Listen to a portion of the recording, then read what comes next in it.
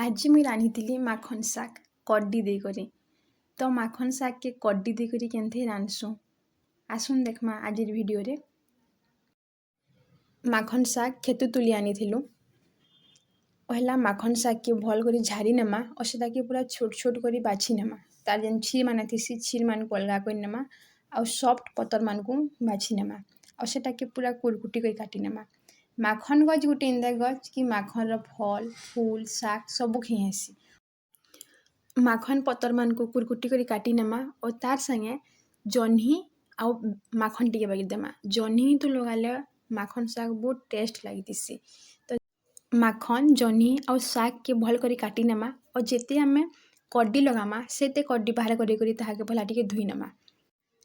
पहला तो माखन शाग के गरम पानी टिके बागी सिझे नेमा और से पैन के गाली नेमा और माखन शाग के आमे सिझामा थीर रे। जिते बेला आमे भात रान्धुछु तार टिके बेर थीर रखिथिमा और माखन शाग के थीर रे ही सिझामा।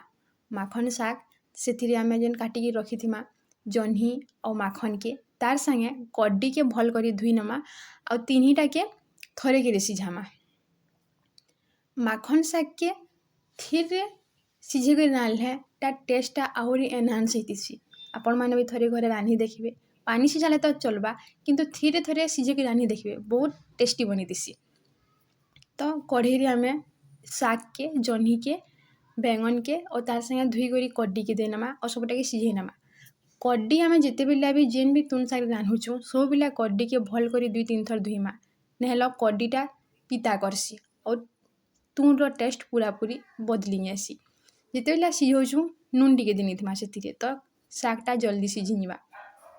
10 मिनिट बाकी गैस रे आमे सिझाला परे सेटा कि आमे अलगा गुटे जगह रे काढ़ी आनमा।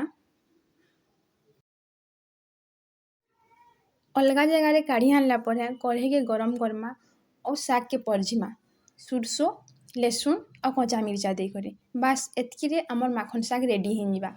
और माखन शाग के गरम भात संगे देखबे बहुत बढ़िया लगतिसी। लोग माखन शाग के पसंद न करन टेस्ट ने आसे बोलसन किंतु कड्डी संगे आपण माने कि हेडुआ संगे रांधी देखिबे बहुत टेस्टी बनितिसी।